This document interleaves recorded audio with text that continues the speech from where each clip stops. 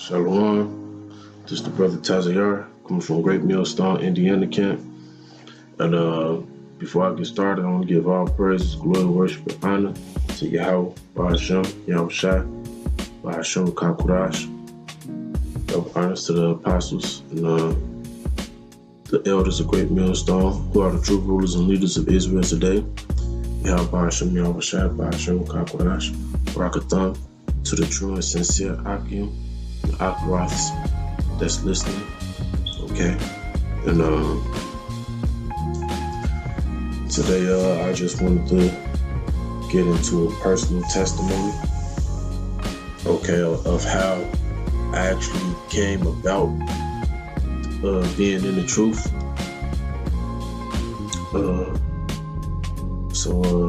Basically, my walk of life that brought me into this truth was me being in the streets. I'm from Chicago, Illinois.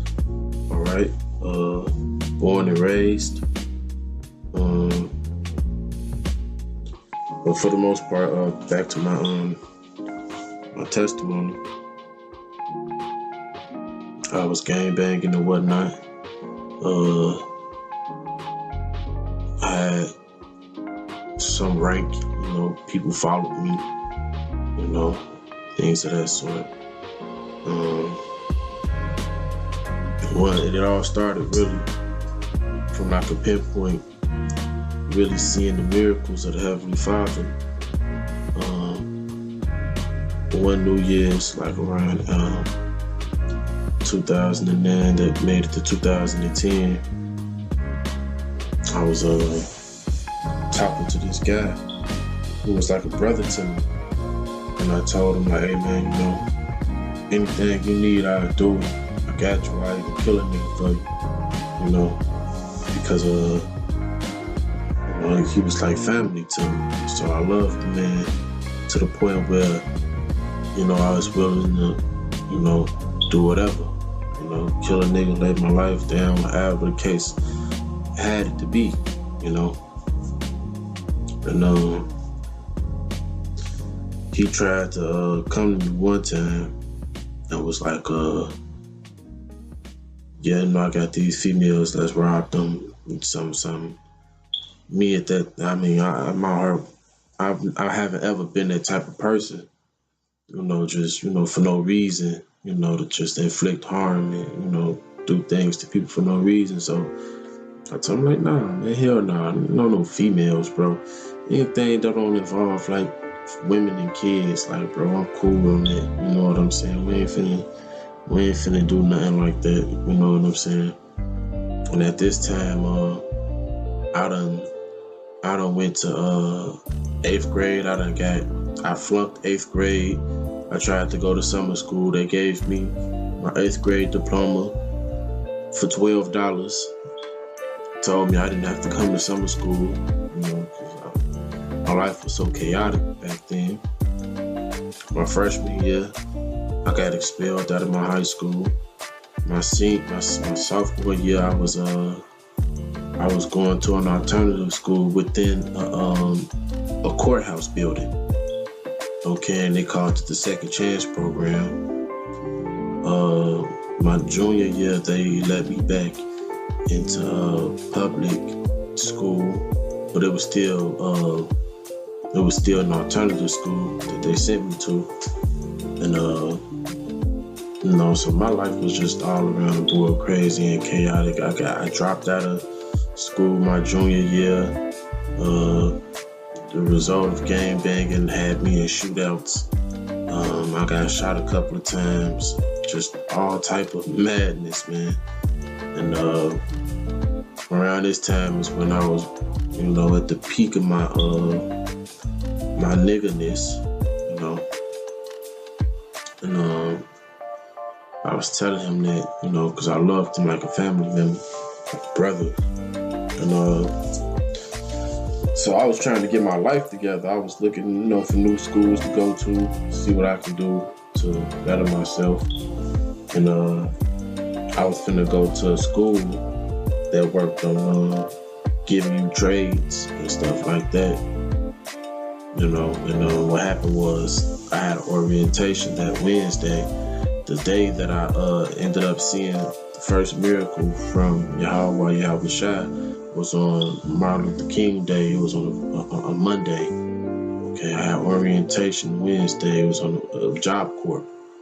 I had orientation for Job Corps on a Wednesday, and that Monday, I was with my guy. I was outside, and he walked up to me with a ski mask on. The first thing I was, on nigga stuff. And he pulled the ski mask off and like, it's me. He was like,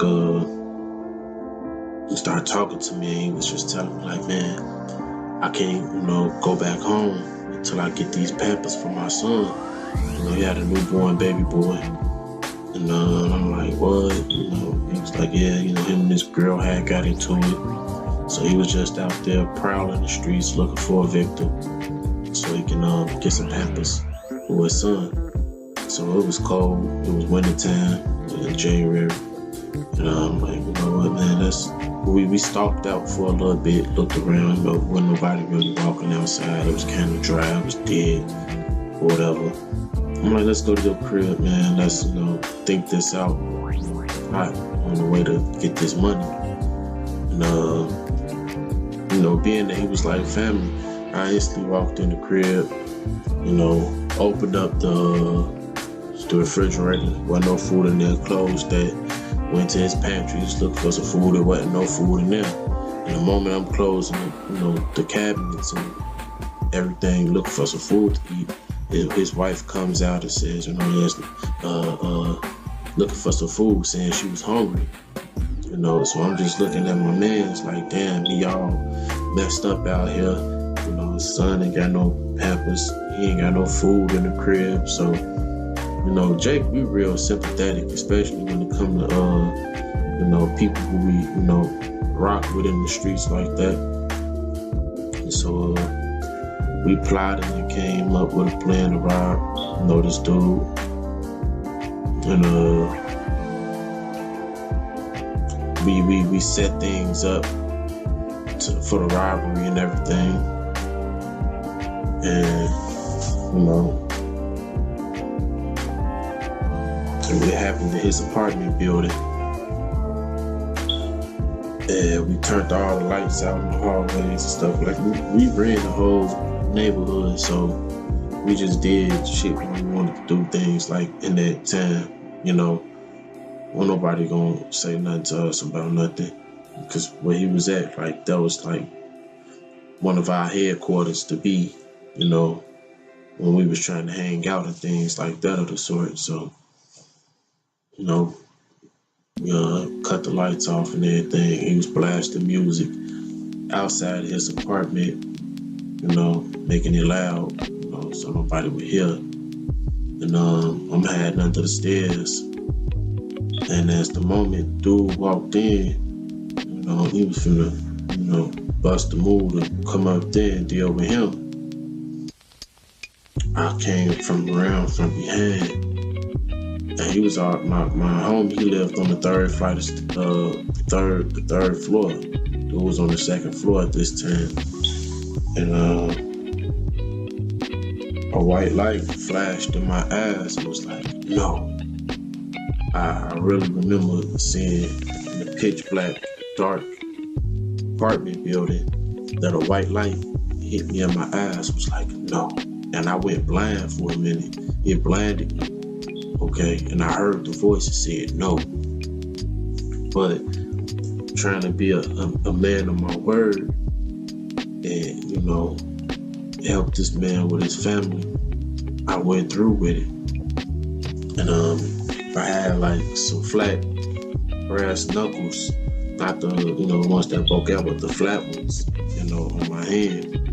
The plan was I was just gonna knock him out and go in his pockets, and take whatever.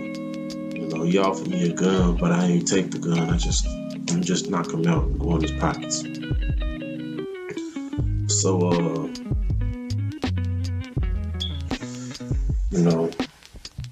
after seeing that light and hearing that voice, I still proceeded. Dude, he had a long shank on him. and was finna get ready to turn around and kill me, like stab me to death in that hallway in the midst of me doing what I was doing. And I held this hand that had that long shank on it. And I just kept beating him, and headbutting him, kneeing him, and elbowing him, and it must have went on for about 30 minutes to an hour of me and him in that hallway struggling and fighting for the death, to where the people that lived on the second floor ended up just opening the door and looking out, seeing me masked up and him, all the blood and everything. Said they was gonna call the police, and I was in a grip tight spot, so I couldn't just let him go and run, because then he'd have been able to turn around and shank me to death, So as I continued on fighting them, and things continued on worsening, the police came up and they put a white light on me and separated us and got me on the floor. So from there, I just got shot like a few months prior. So, dude was stumping my back where the bullet was in, and he knew they was doing that. 30 police officers, and they locked me up. The whole neighborhood was out.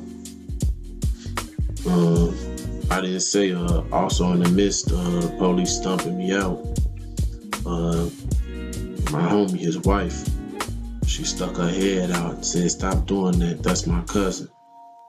And they told her to go back in her house. And she closed the door.